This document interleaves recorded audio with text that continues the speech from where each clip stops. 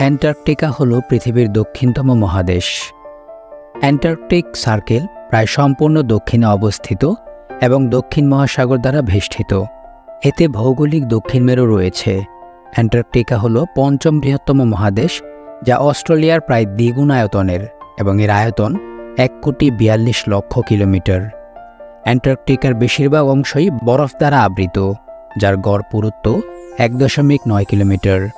সুপ্রিয় দর্শক, রহস্যময় বিশ্বের আজকের এই পর্বে আমরা জানব অ্যান্টার্কটিকা সম্পর্কে অজানা সব তথ্য।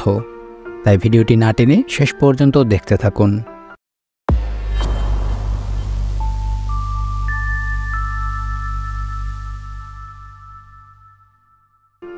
অ্যান্টার্কটিকা মহাদেশের মধ্যে সবচেয়ে ঠান্ডা, শুষ্কতম এবং বায়ুপ্রবাহপূর্ণ এবং সর্বোচ্চ গড় উচ্চতা রয়েছে।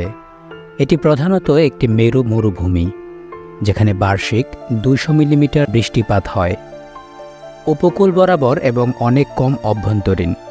বিশ্বের প্রায় 70% স্বাদুপানির রিজার্ভ সেখানে হিমায়িত রয়েছে, যা গলে গেলে বৈশ্বিক সমুদ্রপৃষ্ঠের উচ্চতা 60 মিটার বেড়ে যাবে। অ্যান্টার্কটিকা পৃথিবীর সর্বনিম্ন মাপা তাপমাত্রার রেকর্ড -89.2 ডিগ্রি সেন্টিগ্রেড। তৃতীয় ত্রৈমাসিকের গড় তাপমাত্রা -63 ডিগ্রি সেন্টিগ্রেড। প্রাণীদের স্থানীয় প্রজাতির মধ্যে রয়েছে মাইট, নেমাটোড, পেঙ্গুইন, সিল এবং টার্ডিগ্রেড। অ্যান্টার্কটিকার মহাদেশীয় স্তূপ সম্ভবত 1820 সালে প্রথম দেখা গিয়েছিল, যখন ফ্যাবিয়ান গটলিব, বন বেলিংসউশেন এবং মিখাইল লাজারেভের নেতৃত্বে রাশিয়ান অভিযান ফিম্বুল বরফের চর দেখেছিলেন। মহাদেশটি 1840 সালের জানুয়ারিতে লেফটেন্যান্ট চার্লস উইলকসের অধীনে মার্কিন যুক্তরাষ্ট্রের অনুসন্ধান অভিযান দ্বারা আবিষ্কৃত হয় এবং জুলস ডুমন্ট ডিউরভিলের অধীনে একটি পৃথক ফরাসি অভিযান, উইলকস অভিযান, যদিও একটি অবতরণ করেনি। এই অঞ্চলে 1300 কিলোমিটার জরিপ করার জন্য যথেষ্ট দীর্ঘ ছিল উপকূলের। 1895 সালে একটি নরওয়েজিয়ান দল প্রথম নিশ্চিত অবতরণ করেছিল। গ্রীষ্মের মাসগুলিতে 5000 লোক গবেষণা স্টেশনগুলিতে বসবাস করে, যা শীতকালে প্রায় 1000-এ নেমে আসে। অ্যান্টার্কটিকা প্রায় 30টি দেশ দ্বারা শাসিত, যার সবকটি 1959 অ্যান্টার্কটিক চুক্তি ব্যবস্থার পক্ষ।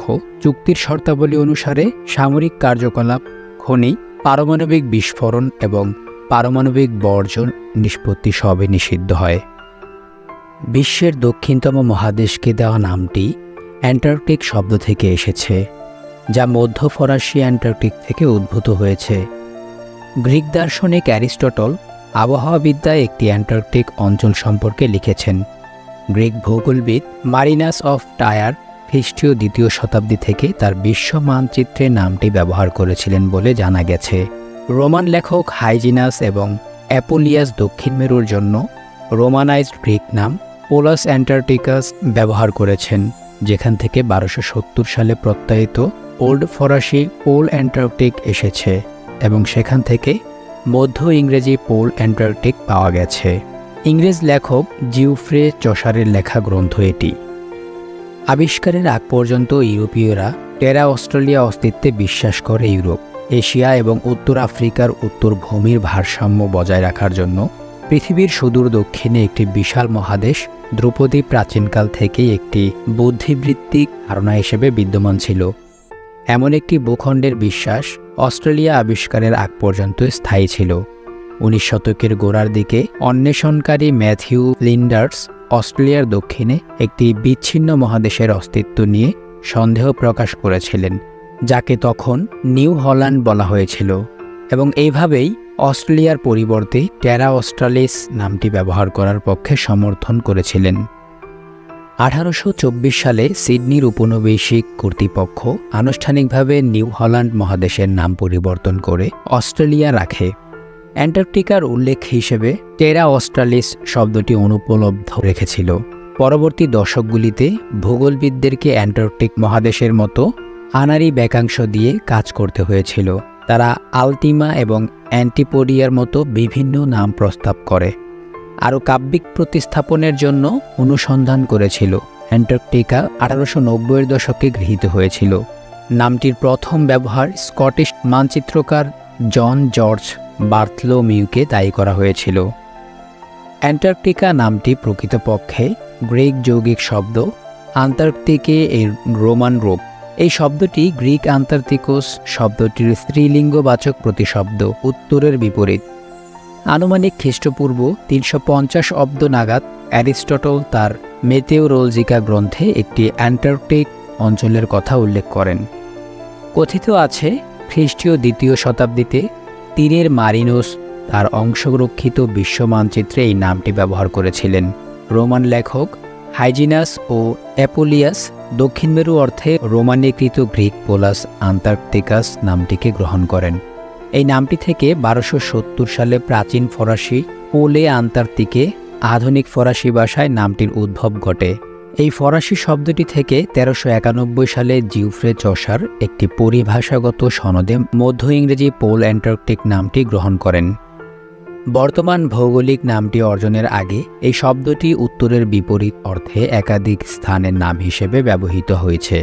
উদাহরণস্বরূপ 16শ শতাব্দীতে ব্রাজিলে স্থাপিত স্বল্পকাল স্থায়ী ফরাসি উপনিবেশটিকে বলা হতো ফ্রান্স আন্টার্কটিকে।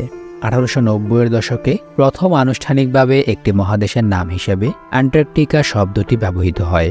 স্কটিশ মানচিত্রাঙ্কনবিদ জন জর্জ বার্থেলোমিউকে এই নামকরণের হোতা বলে মনে করা হয়।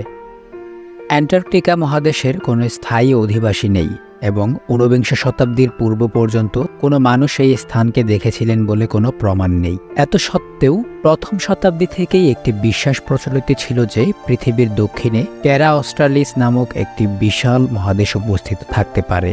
টলেমি মনে করতেন যে ইউরোপ, এশিয়া ও উত্তর আফ্রিকা নিয়ে গঠিত তৎকালীন যুগে পরিচিত পৃথিবীর ভূমি সমষ্টির সামঞ্জস্য রক্ষার জন্য এই মহাদেশ দক্ষিণ দিকে অবস্থিত। এমনকি সপ্তদশ শতাব্দীর শেষার্ধে অভিযাত্রীরা দক্ষিণ আমেরিকা ও অস্ট্রেলিয়া আবিষ্কারের পর যখন জানা যায় এই দুইটি মহাদেশ প্রবাদ হিসেবে প্রচলিত অ্যান্টার্কটিকা মহাদেশের অংশ নয়, তখনও ভৌগোলিকরা বাস্তবের থেকে দ্বিগুণ আকারের মহাদেশের অস্তিত্বের কথা বিশ্বাস করতেন। অ্যান্টার্কটিকার প্রবাদের সঙ্গে প্রচলিত হলেও অস্ট্রেলিয়াকে টেরা অস্ট্রালিস নামটি দেওয়া হয়, কারণ তখন ভুল ধারণা ছিল যে অস্ট্রেলিয়ার পর দক্ষিণে আর কোনো মহাদেশ নেই। অস্ট্রেলিয়া আবিষ্কারের পর অস্ট্রেলিয়া মহাদেশের নামকরণ টেরা অস্ট্রালিস শব্দটি থেকে করা হয়, কারণ তখন ম্যাথিউ ফ্লিন্ডার্স নামক অভিযাত্রী সহ বেশ কিছু মানুষ মনে করতেন অস্ট্রেলিয়ার দক্ষিণে উল্লেখযোগ্য মাপের কোনো মহাদেশ পাওয়া সম্ভব নয়। 1959 সালে 12টি দেশের মধ্যে অ্যান্টার্কটিকা চুক্তি স্বাক্ষরিত হয়, যাতে বর্তমানে 46টি দেশ স্বাক্ষর করেছে।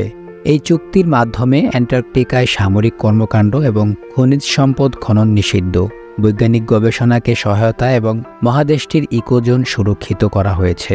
বিভিন্ন দেশের 1000 থেকে 5000 বিজ্ঞানী অ্যান্টার্কটিকায় বিভিন্ন বিষয়ে গবেষণায় নিয়োজিত রয়েছেন।